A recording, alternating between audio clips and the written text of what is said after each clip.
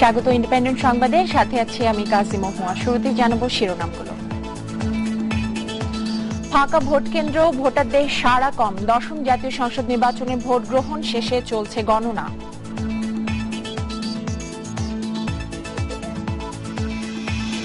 সারা দেশে ব্যাপক নির্বাচনী সহিংসতা, ভাঙচুর, নিহত 20 জন। 152 কেন্দ্রে ভোট গ্রহণ স্থগিত।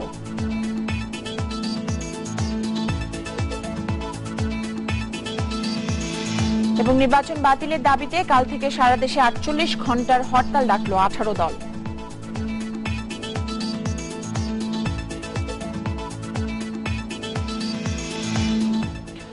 আগের রাতে সহিংসতা আর প্রধান বিরোধী দলের বর্জনের ভেতর দিয়ে দশম জাতীয় সংসদের যে ভোটাভুটি হয়ে গেল, তাতে ভোটার উপস্থিতি ছিল লক্ষণীয়ভাবে কম।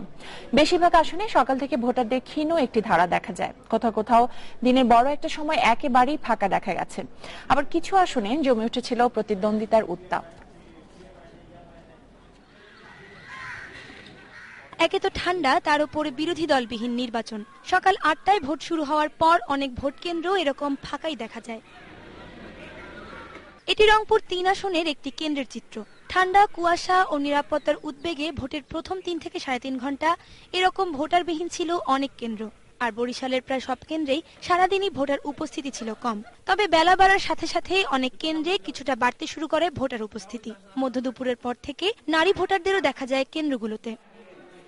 ময়মনসিংহ আর শেরপুরের কেন্দ্রগুলোতে প্রার্থীদের লড়াই জমে উঠেছিল, ফলে এগুলোতে ভোটারদের উপস্থিতিও তুলনামূলকভাবে বেশি দেখা গেছে। বেলা বাড়ার সঙ্গে সঙ্গে ভোটার বাড়ে রাজশাহী ও সিলেটেও। এদিকে 152টি কেন্দ্রে ভোট গ্রহণ স্থগিত করার কথা জানিয়েছে নির্বাচন কমিশন। এর মধ্যে ঠাকুরগাঁও 1 আসনের সবগুলো কেন্দ্রের ভোট গ্রহণ স্থগিত করা হয়। এছাড়া ভোটের সময় অনিয়মের অভিযোগ এনে সারা দেশে বেশ কয়েকজন স্বতন্ত্র প্রার্থী, জাপা ও জেপি প্রার্থী নির্বাচন বর্জনের ঘোষণা দেন। এখানে প্রচন্ডভাবে ভোট কারচুপি হচ্ছে। বিকাল 4টায় ভোট গ্রহণ শেষেই শুরু হয় গণনার কাজ। সেই মুহূর্তে নীলফামারী 1 আসনের একটি কেন্দ্রের ব্যালট বাক্স ও অন্যান্য নির্বাচনী সরঞ্জাম পুড়িয়ে দেয় দুর্বৃত্তরা। নাবিলা কবির, ইন্ডিপেন্ডেন্ট নিউজ। যেমনটি বলছিলাম, রাজধানীর ভোট কেন্দ্রগুলোতেও ভোটার উপস্থিতি ছিল কম, কোথাও কোথাও একেবারেই ফাঁকা। এমনকি যেসব আসনে জমজমাট লড়াই হওয়ার কথা, সেগুলোতেও ভোটারদের ভোট কেন্দ্রমুখী হতে অনীহা দেখা গেছে। কিছু কেন্দ্রে ভোটার উপস্থিতি বেলা বাড়ার পর বেড়েছিল। ভোট গ্রহণ শুরুর 1 ঘন্টা পরও ঢাকা 7 আসনের বদরুন্নেসা মহিলা কলেজ কেন্দ্রের চিত্র ছিল এরকম। এরপর সারাদিনই এখানে ভোটার উপস্থিতি ছিল হাতে গোনা। তবে উল্টো চিত্র দেখা গেছে একই আসনের লালবাগ স্কুল অ্যান্ড কলেজ কেন্দ্রে। সকাল থেকেই এই কেন্দ্রে ভোটারদের উপস্থিতি ছিল চোখে পড়ার মতো।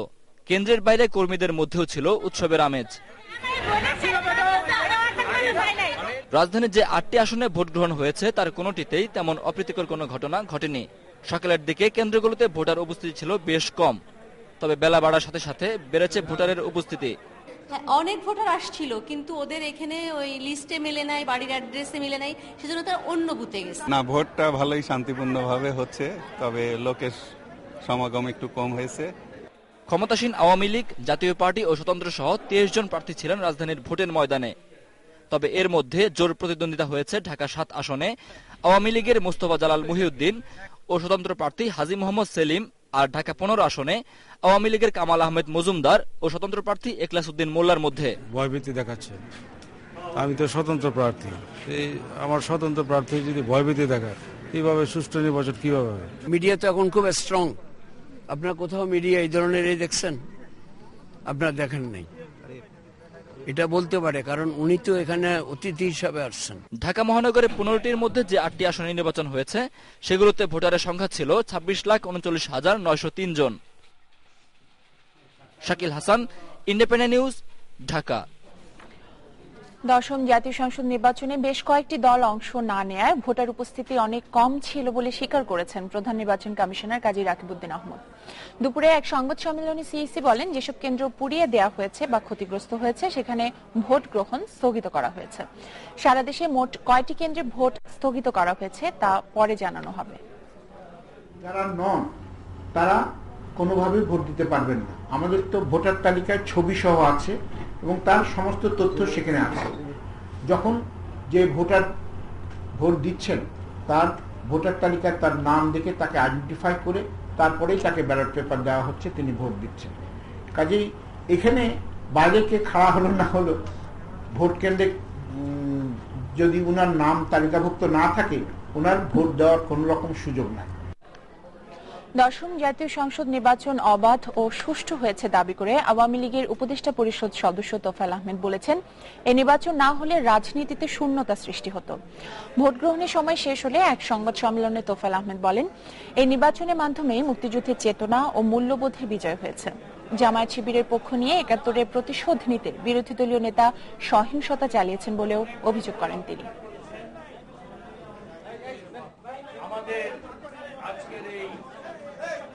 নির্বাচনের পরে মানুষ প্রমাণ করেছে যে নির্বাচনের প্রতি তাদের আস্থা আছে এবং মানুষ প্রমাণ করেছে যে ৫ই জানুয়ারি নির্বাচনের বিকল্প আর কিছু ছিল না, কারণ ২৪শে জানুয়ারির মধ্যে নির্বাচন অনুষ্ঠান করতেই হবে।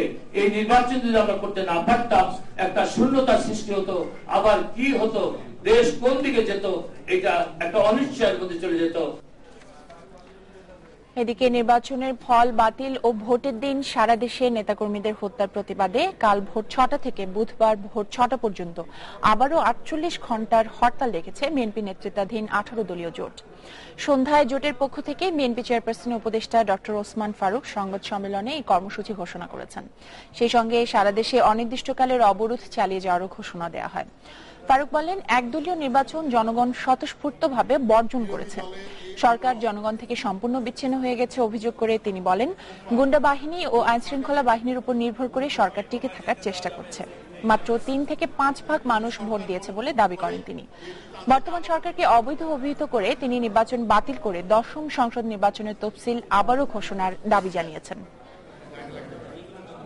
নির্বাচন বাতিল এবং হত্যার প্রতিবাদে অনির্দিষ্টকালের যে চলমান অবরোধ কর্মসূচি রয়েছে তার পাশাপাশি সোমবার ভোর ৬টা থেকে বুধবার ৮ তারিখ ভোর ৬টা পর্যন্ত সারা দেশে ৪৮ ঘণ্টার সর্বাত্মক হরতালের কর্মসূচি ঘোষণা করছে। নির্বাচনের খবর সংগ্রহ করতে রাজধানী সহ দেশের বিভিন্ন স্থানে রয়েছেন আমাদের প্রতিবেদকেরা। তাদের সাথে যোগাযোগ রাখছেন আমাদের সহকর্মী মীর হাসান। মীর, আপনাকে আবারও স্বাগত জানাচ্ছি। এর মধ্যে নিশ্চয়ই ফলাফল অনেক আপডেট হয়েছে, সেগুলো যদি জানাতেন। এর মধ্যে অনেক আসলে ফলাফল যেগুলো এসছে, তবে এই বিষয়টিকে আগে আবারও বলে রাখি, সেটা হচ্ছে যে আমরা যে ফলাফলগুলো জানাচ্ছি এবং আমাদের যে ফলাফলগুলো আসছে সেগুলো কিন্তু বিভিন্ন কেন্দ্রের প্রিজাইডিং অফিসার কর্তৃক বেসরকারি ফলাফল। এই বিষয়টিকে বারবার উল্লেখ করা জরুরি, কারণ এখন নির্বাচন কমিশনের ফলাফল যাবে, সেটি তারা টানাবে, তারা গেজেট আকারে প্রকাশ করবে, দেন সেটাকে বলা যায় যে একটা পরিপূর্ণ ফলাফল বা ফল বলা যেতে পারে। তবে এখন পর্যন্ত আমাদের যে ফলগুলো এসছে, আমাদের প্রতিবেদকরা যেখানে রয়েছেন সেখানে আমরা দেখতে পাচ্ছি যে আওয়ামী লীগ এখন পর্যন্ত ২০৫টিতে তারা জিতেছেন। এর মধ্যে তারা আগেই ১২৭টি আসনে বিনা প্রতিদ্বন্দ্বিতা জিতেছিলেন, যার কারণে দেখা যাচ্ছে যে এই যে ১৪৭টাতে নির্বাচন হচ্ছে তার মধ্যে আওয়ামী লীগ ৭৮টি আসনে জয়ী হয়েছেন।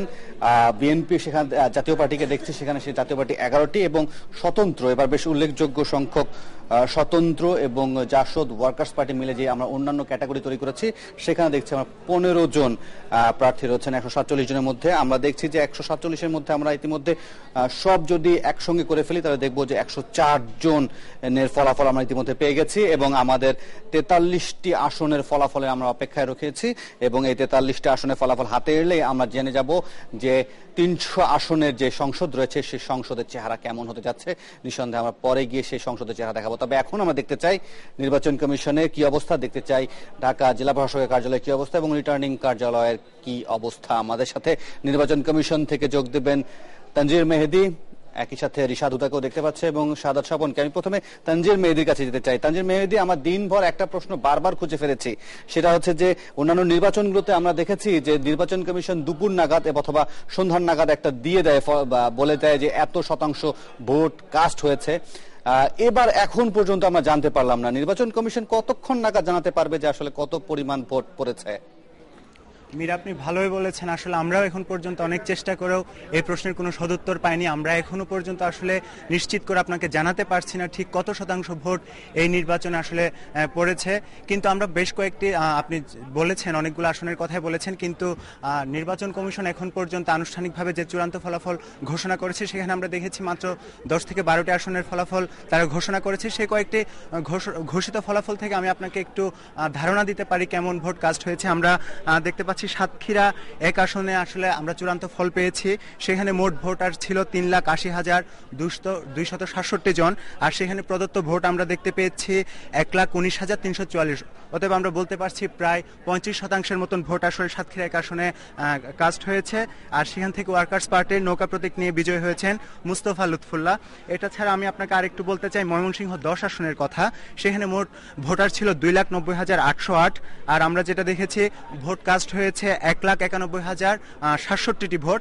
আমরা যখন শতকরা হিসেবে গেলাম তখন দেখতে পেয়েছি 65.70% ভোট আসলে পড়েছে ময়মনসিংহ 10 আসনে। আপনাকে যদি আরেকটু বলতে চাই ঢাকা 4 আসনের কথা, আমরা সেখানে চূড়ান্ত ফলাফলে দেখেছি মোট ভোটার ছিল 2,28,540 জন, এবং আমরা দেখেছি সেখান থেকে সৈয়দ আবু হোসেন বাবলা 17,742 ভোট পেয়ে বিজয়ী হয়েছেন। কিন্তু সেখানে ভোটের যে শতাংশ সেক্ষেত্রে আমরা দেখতে পেয়েছি আসলে এটা 20%-এর নিচে। এটা ছাড়া আপনাকে আরেকটু বলতে চাই বগুড়া 4 আসনের কথা। সেখানে মোট ভোটার ছিল 2,83,253 জন, এবং মোট ভোট পড়েছে মোট ভোট হিসাব করে আমরা দেখেছি সেখানে ভোট গ্রহণের শতকরা হিসাব মাত্র 13%। অর্থাৎ আমরা আসলে এখনো পর্যন্ত নিশ্চিতভাবে ঠিক কত শতাংশ পুরো 147 আসন জুড়ে ঠিক কত শতাংশ ভোট পড়েছে সেটা এখনো নিশ্চিত হয়ে বলতে পারছি না। মীর।